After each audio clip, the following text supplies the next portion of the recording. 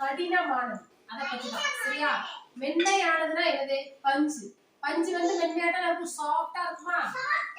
பஞ்சு எப்படி இருக்கும்? சாஃப்ட்டா இருக்கும்.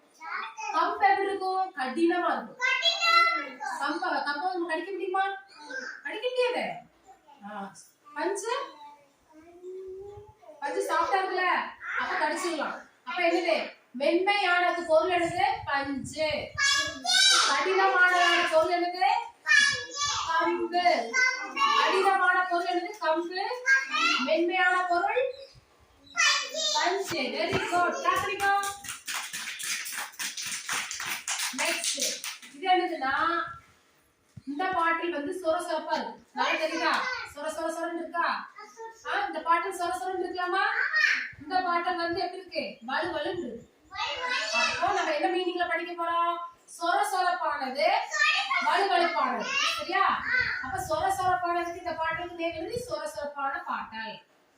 எப்படி இருக்குது? எப்படி இருக்கு இந்த பாட்டில்? எப்படி இருக்கு? சொரசொரன்னு இருக்கா? குட். அப்ப இது எப்படி இருக்கு? வலுவலுன்னு இருக்கா? அப்ப தெரியுது எது சொரசொரப்பானது, எது வலுவலுப்பானது. இது யார்? இது யாரு? இது வலுவலுப்பானதா, சொரசொரப்பானதா? சொரசொரப்பானது. இது வலுவலுப்பானது. சரிங்களா? எது சொரசொரன்னு இருக்கும், எது வலுவலுன்னு இருக்குங்கிறது தெரிஞ்சிச்சு. சரியா?